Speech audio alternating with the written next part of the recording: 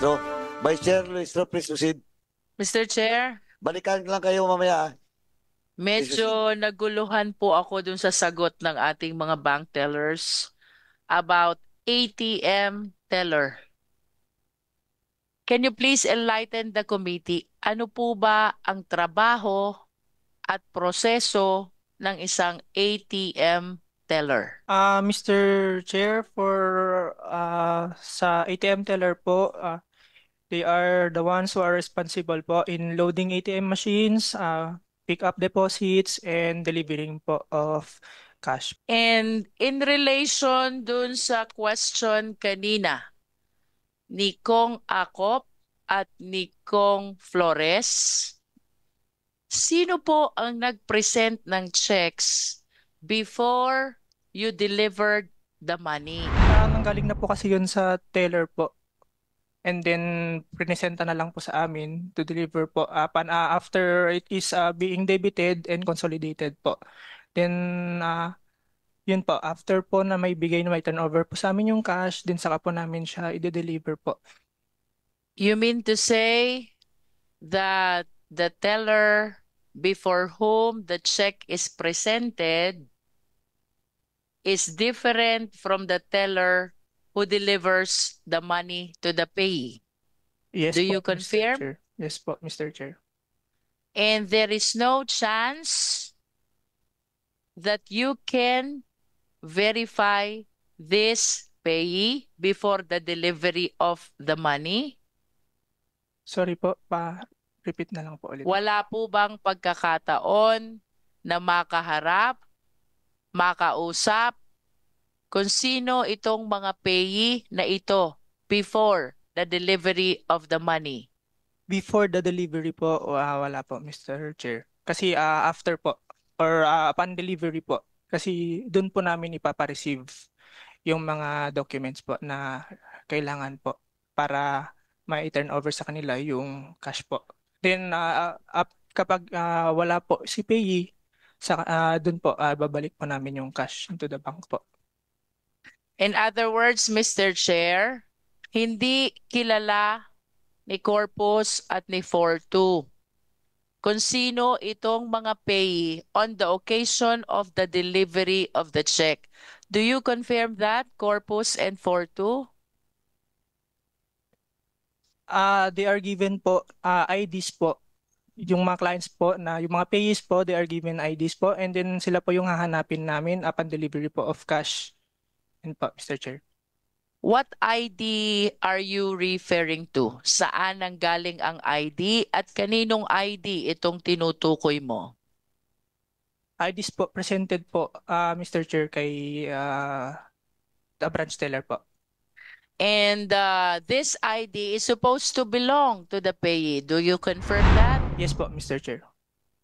Would you agree with me also that apart from the ID, there is no chance for you to verify actually the payee because the occasion of the delivery is the first time that you will be facing with the payee. Do you confirm that? Yes po, Mr. Chair. Kasi before po pumunta sa amin, it is already verified po by the verifiers. And chances are you might be delivering the money to someone else because you do not personally know this payee. Do you confirm that? No, Mr. Chair, because we are strictly... No, I'm asking about the possibility. Dahil hindi mo pa na-meet yung payee because you are the teller different from the one to whom the same was presented, may posibilidad na na-deliver mo ang pera to a person other than the payee. We always base po dun sa may payee po ng check. We are Mr. asking about the possibility, Mr. Chair. Dahil hindi mo pa nakita before yung payee. And the occasion of the deliver of the money will be the first time that you will be meeting him personally. There is a possibility na ma-deliver mo ang pera to someone else other than the payee. Let us say, by mistake. Would that be possible, Mr. Chair? No po, Mr. Chair, kasi yun po, kung sino po talaga yung payee ng check, yun po yung hinahanap namin upon delivery of cash. And how certain are you that the person to whom you are delivering the money is the same person who is in the identification card? Yun po, dahil po sa identification card po. And yung identification card naman po is meron po silang facial image po. So the only reliance you have is the identification card. Do you confirm that? Ang pinanghahawakan lang yung ID. Tama? That was given to us po by the branch Yes, tellers. because this is the first time that you will be meeting the payee. So the only proof of the identification of this payee is the ID that you have in your possession. Tama? Yes po, Mr. Chair. And you are saying as well that it bears the photo of the payee. Tama? Yes po, because it's an ID po. So that if I change the photo in the ID, hindi mo na alam na hindi siya yung tamang payee. Is that a possibility? No po, Mr. Chair, because it was verified po by our verifiers. Of course, you are telling a lie. If the pay changes, or whoever is the person responsible behind this, I change the photo in the ID with the person who is prepared to accept the money. Hindi mo na alam na hindi siya yung totoong payee, and there is a very big possibility. We're asking about the possibility. We're not asking about what really transpired. Posible ba na kung baguhin ang picture sa ID, magkakamali ang ATM teller at madideliver sa maling tao? Is that a possibility? No po, Your Honor, kasi po yung signature po na nasa ID, yun din po ang pagche-checkan po namin upon sign, kapag after po mag-sign ni client sa acknowledgement receipt po. Sir Chair, I just wish to remind our resource speaker that this representation is not asking about what really transpired. The question is hypothetical. The question is situational. That if there is somebody who will be changing the picture in the ID, which is the proof of identification of the payee, there is a very big possibility that the money will be delivered to a wrong person. Nonetheless, Mr. Chair, the resource speaker refused to answer, so I humbly believe that the Honorable Gomez has basis to pursue his motion. Mr. Chair. Vice Chair, please proceed. Yes, I understand that one of our challenges here is how to solicit information about the accounts, particularly with respect to the withdrawals made during the prohibited period that is March 25 to May 9. And I understand as well, Mr. Chair, that one of the exceptions to the bank secrecy law is the AMLA, or the Anti-Money Laundering Act. So I wish to ask, Mr. Chair, on the assumption that you will be finding basis for investigation of the possible violation of Anti-Graft and Corrupt Practices Act, that is in paragraph 3, and plunder under Republic Act number 7080, will you be utilizing your power to be able to see information about the deposit account and withdrawals of the provincial government of Cagayan?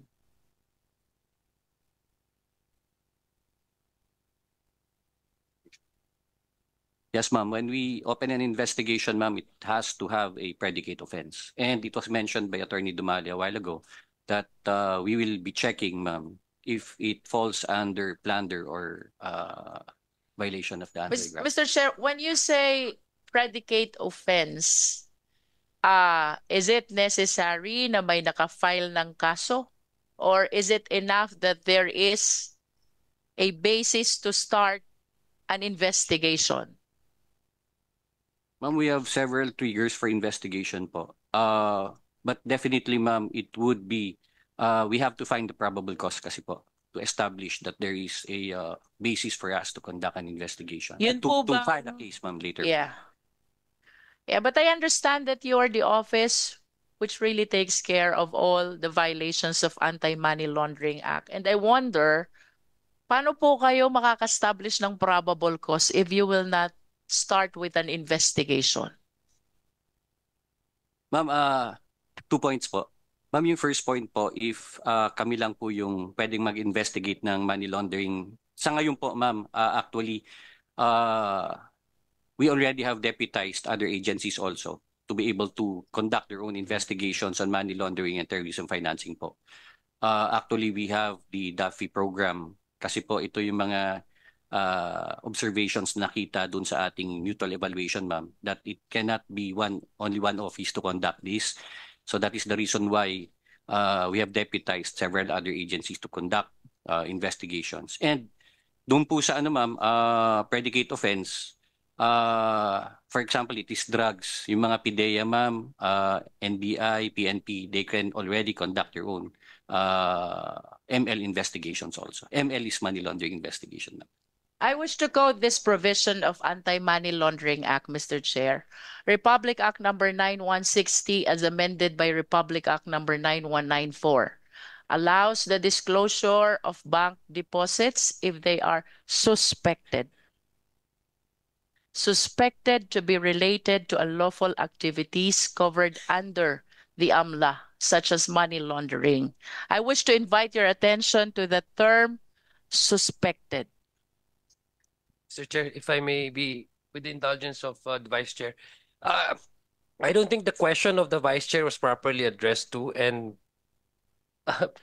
your question is how would you proceed with the investigation? Do you need a case that is properly filed, or what is the basis, or should there be enough basis for you to investigate? I think the term that you need to qualify, attorney, is the word basis. How can you qualify that? For example, I think that's the question of the Vice Chair, which is not properly answered to. Yes, Mr. Chair and Congressman, sir. Sir, I apologize. Sinagot ko lang po yung unang point doon na hindi po limited sa amin ngayon ng pag-investigate ng money laundering and terrorism financing.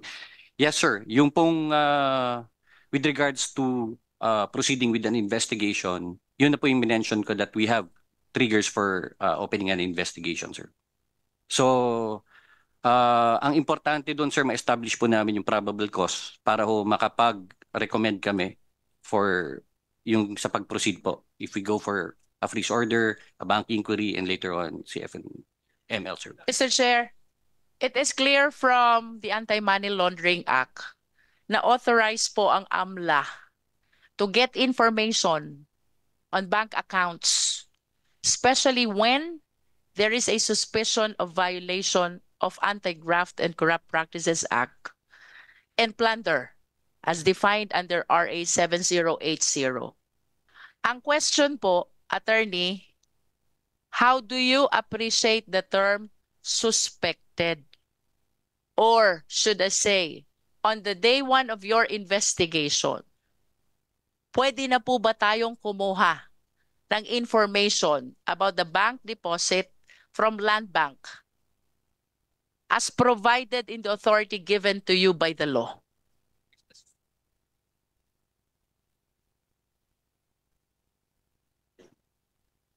Mr. Chair, I think the provision that the Honorable Congressman is asking is about the suspicious transaction being reported by covered persons. The suspicious character, Mr. Chair, of a certain transaction is determined by the covered person, the banks, for example. And the circumstances for suspicion is provided in the AMLA. So if these circumstances for suspicion were identified by the bank to be present in a particular transactions, they are required by the anti-money laundering law to make a report to the AMLA to file a suspicious transaction report. Now, we are asking about the exception to the bank secrecy law. Yes, Mr. Chair, that is the The exception. general rule is we are not, or the land bank is not allowed to disclose any information about the account. That is because of the bank secrecy law. And that is very clear. One of the exceptions to the bank secrecy law is when the AMLA are suspecting violation two of these offenses that were mentioned, Anti-Graft and Corrupt Practices Act and plunder under RA 7080. How do you appreciate the term suspected? Again, as I mentioned earlier, Mr. Chair, the suspicion is determined initially by the covered person. And if there is a suspicious circumstance in a certain transaction, covered persons are required to report to the AMLA. And then if there are suspicious transaction reports, that could be a possible trigger for the AMLA to conduct an investigation, Mr. Chair. Mr. Chair, can we please direct our resource speaker to answer directly whether the situation already warrants the disclosure of information about bank accounts? Initially, Mr. Chair, at the start of the investigation, we can only get the KYC records of the particular bank account. But What is KYC? know your customer records, Mr. Chair. But for us to get all the details of the accounts, we have to secure a authority from the Court of Appeals to allow us to conduct bank inquiry.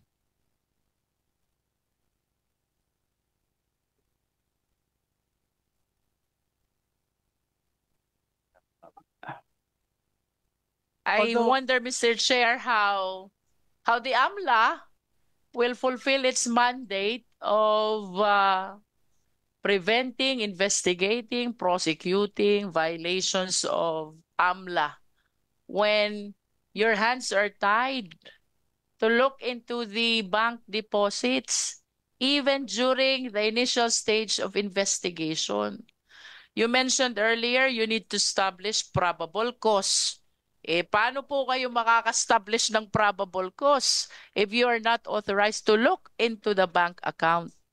In line with that, Mr. Chair, can we be provided by the AMLA with a copy of the guidelines or law which gives instruction that you have to secure the permission from the Court of Appeals first before you can look into the bank account of the person suspected of violation? Mr. Chair, just to make an amendment to the earlier answer, the general rule, Mr. Chair, is we need to secure authority from the Court of Appeals. Although there are Authority about what? to make a bank inquiry, Mr. Chair. To make a bank inquiry. Yeah. But there are offenses which are predicate offense, Mr. Chair, that we need not go to the Court of Appeals, but only an authority from the Anti-Money Laundering Council. But those are just May we know these offenses, Mr. Chair? violation. Offenses na hindi na kailangan pumunta ng CA Yes, Mr. Chair. and the authority can be issued by the Anti-Money Laundering Council. Yes, Mr. Chair, these are violations of Dangerous Drugs Act, RA 9165, terrorism financing, kidnap or ransom, Mr. Chair. All the rest, we need to go to Court of Appeals to secure authority to conduct bank inquiry.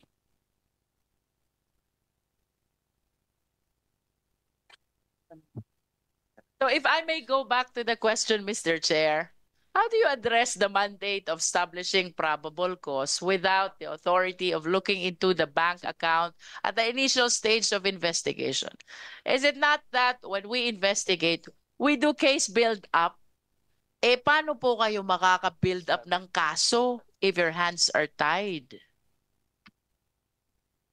Ma'am, if I may expound on that. Yung pong ano natin, ma'am, initially, ma'am, we can check the database po. Ang database po natin kasi, dalawang reports po dyan eh. Meron po tayong suspicious transaction reports and we have covered transaction reports. So yung covered transaction reports po, ang nakalagay po kasi dito, these are transactions which exceeds a threshold amount. So sa like sa Threshold bank, amount is Apo. 50 million. hindi po ma'am, sa bank accounts po 500,000 pesos po. 500,000. Opo. Pero iba-iba yan ma'am. Sa meron This tayong is way beyond your 500,000. Yes, yes po. And meron po tayong suspicious transaction reports, ma'am. Yung pong minention ni Attorney Dumali kanina, ito po yung provided for under the law na nakalagay po doon yung pwedeng pagbasihan ng mga covered persons po natin nang i-consider po nila as suspicious transaction reports. Ngayon po, pagdating ho sa triggers for investigation, we can already initially check yung database po natin, ma'am. So dun sa database, nakikita po natin yung mga transactions na reported ng covered persons po. At ang pag-establish din po namin ng SOP namin, ma'am, kung meron pong predicate offense, we work with the concerned agencies to at least get yung information po regarding the investigation into the predicate offense committed po. Yun na po ang Mr. Chair, I understand that this is the first time that the AMLA is joining the committee hearing. Is that correct? Yes. So I would be anticipating that you will be going over the documents which will be shared by the committee in line with our ongoing investigation, because as stated by the chair, this is the 11th hearing already. Yes. And I wish to manifest as well that I will be anticipating that you will have the same appreciation as the members of the committee. And with that, may we be provided as well with the guidelines of the CA, the Court of Appeals, when they can issue an authority to look into the bank accounts as an exception to the bank secrecy law. AMLA, Yes, sir. please submit Will do, all sir. those guidelines being requested Will do, by sir. this committee, by Vice Chair Luis to this committee. Mr. Chair, I just want to state for the record that the committee, or in my capacity as the Vice Chair of the committee, we will be expecting by the next hearing, you will have a position already, whether you can look into or not the information on bank deposits of Land Bank by way of exception to the bank secrecy law. Mr. Chair. Yes, ma'am. We'll Okay. just provide, we'll submit a written manifestation on that. Thank you, Vice Chair. Thank you, AMLA. Anyway, yung AMLA, sila ni attorney, yung dalawang attorney, lagi ito sa hearing ko. Ito lang Cagayan na first kasi nung una hindi pa natin makita yung problema dun sa land bank. But in this case, yung cover person kasi dito is the land bank eh. And what will be the liability of the cover person if there's a collusion between the suspected depositor and the bank? Mr. Chair, if I may, Dali muna. Tinatanong ko pa. Tinanong ko sila. Pwedeng Oo. pwedeng regulatory. Oo. Sige, tingnan natin. Yes. Ano yung possible liability din ng covered person if we find out that there is a collusion between the covered person and the bank depositor or the transactee? Sir, dalawa po yung pwedeng results ng investigation na yun, sir. One is regulatory. So regulatory po, administrative po yun. And then the other one can be criminal, sir. So for the concerned, kung may makita po tayong officers involved, pwede po nating ma-file lang po ng criminal. In violation of the bank laws and their internal guidelines. Pwedeng AMLA po, sir. AMLA. AMLA. Okay. At least that is clear. Oh, last na lang po kasi that it is now past 1 o'clock. I have 1:30 hearing. Your last one quick, you'll be the last one to answer that quick question. and then this is, I will recommend also one quick. it's not really a question, but it's a manifestation. My observation, yes. Mr. Chair, during the exchanges of the Vice Chair and the AMLA, I believe the AMLA has, in your investigation, yung sinasabi niyong appreciation, you've already been following a certain guidelines, di ba? The exception to the do you need more time to provide the guidelines as requested by the Vice Chair, since you've been, according to you're following the guidelines, and I presume you already know because you've been following the guidelines that is requested you to submit. Can you do that today? Can you answer Pwede, today? electronic mail. Yeah, I mean, Mabilis lang naman yan. sabi Guidelines. naman, I mean, yung mga sagot nyo kay Vice Chair is based naman dun sa guidelines ninyo, the exception to the bank. And now she's asking about the documents. How do you appreciate the case? I mean, kaya nyo. Even today, you can, Answer now? yeah, I mean, yun naman na trabaho nyo, di ba? Through electronic How, mail. how Abulin How na long lang. would you need for this committee to secure the documents? And you in fact, explaining to this committee, based on her questions, that you're doing exactly the parameters and the limitations set before, according to the law, in the dispensation of your job. Amla, hindi committee today. Or tomorrow. Or tomorrow. Mr. Chair, Anyway, if please proceed. we may be allowed to manifest, we would like to collate everything para complete po at hindi po kami magkulang sa isasubmit sa committee, sir. Kung pwede pong, if we may be given until tomorrow to submit this. Tomorrow na. End of- Tomorrow. Okay, tomorrow. Okay. So, any more? Ikaw, ay yung quick na last. Please One proceed. quick last is for OGCC. OGCC, ano po bang mandate ng opisina nyo? Your Honor, Mr. Chair, the mandate of our office is we are the statutory counsels of the government-owned and controlled corporations. We handle their cases and other legal matters, Your Honor. In other words, Mr. Chair, OGCC is the lawyer of Land Bank. Yes, Does that- our resource correct. speaker confirm that? yes, ma'am. Yes, ma'am. Yes, sir. I wish to invite your attention to the opinion that you rendered in the face of the consent that was given already by the Sangguniang Panlalawigan for Land Bank to disclose the information about bank accounts. Ang sabi niyo po dito sa legal opinion, kailangan pa rin ang consent ng governor. What gives you that authority to stop Land Bank? Madam Chair, Mr. Chair, our opinion also is based on an existing DILG opinion in which the DILG ruled in the same manner, considering that the exercise of corporate powers of the LGU must be enjoined with the local chief executive. This is to ensure that there is a check and balance in the exercise of their duties as the Sanggunian, as well as in the office of local chief executive. Mr. Chair, I wish to express my strongest objection to the statement of OGCC. It is the Sangguniang Panlalawigan which has the corporate power of the local government unit. The chief executive or the governor is merely the implementer of the corporate power which is being delegated by the Sangguniang Panlalawigan to the LCE. And I do not understand why in the opinion of OGCC, they've been emphasizing about this shared responsibility and power between the Sangguniang Panlalawigan and the LCE.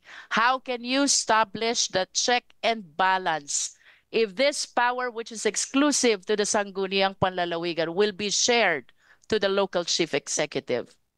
Nasaan po ang check and balance doon? GCC. Yes, yes, ma'am. With that, ma'am, applying the principle of checks and balance, all the contracts that are being entered into by the local government units must be approved with the joint consent of the local chief executive, madam. Yes. You're wrong, Mr. Attorney. I am not a lawyer, but you're wrong. Because all powers emanate from the Sanggunian. Mr. Chair, I agree with that. Oh. That is an express provision of the local government code, Your Honor. But based on our opinion, which is also based on an existing DILG opinion. Cite that provision. Sige nga. Mr. Chair, I say think based we have provision. I think we have resource law. speaker from DILG also, and I am about to request the DILG to render its own opinion, Mr. Chair, because with all due respect, OGCC is assuming a biased position here. Because by mandate, sila po ay abogado. ng government-owned and controlled corporations. In other words, Mr. Chair, OGCC is lawyering from Land Bank. So paano po tayo makakakuha ng neutral na opinion from OGCC in this case? Anyway, the LG is not present today. Pero eto OGCC. Your name, Attorney John Michael Bueser. Yes, Your Honor. Eto, will call the attention of your principal. Kakausapin ko sila. With regards to that opinion that you rendered today. And Yes, even Your Honor. the previous hearing. Yes, Your Honor. Kasi malabo po eh. Yung mga opinion mo. Anyway, in the next hearing, no, we will invite the LG with Land Bank, no? Selected agencies. Yung sa DLG, yung a certain USEC, no? Yung lagi dito sa atin. Magaling magbigay ng legal opinion. Nun. Anyway, tapos, pakiano mo nga, under what office ka ba? Sa OGCC? Your Honor, we are handling the team whose clients are Land Bank and its subsidiaries, Your Honor. Sinong head? Our Assistant Government Corporate Counsel, Jose Marie Capili, Your Honor. Padaluhin mo Was- nga. Next hearing. Yes, Your Honor, I will. COMSEC is directed to invite the attorney, what? Please. Jose Marie Capili, Your Honor. Jose Marie Capito. Yes, Your Honor. Please invite in the next hearing. Yes, Vice Chair. Mr. Chair, I just want to state for the record that OGCC is the legal counsel for Land Bank of the Philippines. They are assuming a biased position because no less than its mandate says that they will be representing and defending the Land Bank of the Philippines. We have a lot of questions that needs to be answered from Land Bank of the Philippines, and we are challenged by the bank secrecy law. And we need to come up with a neutral legal opinion on whether or not the consent that was given by the Sangguniang Panlalawigan is sufficient for us to solicit information about these bank deposits. Mr. Chair, that is for the record.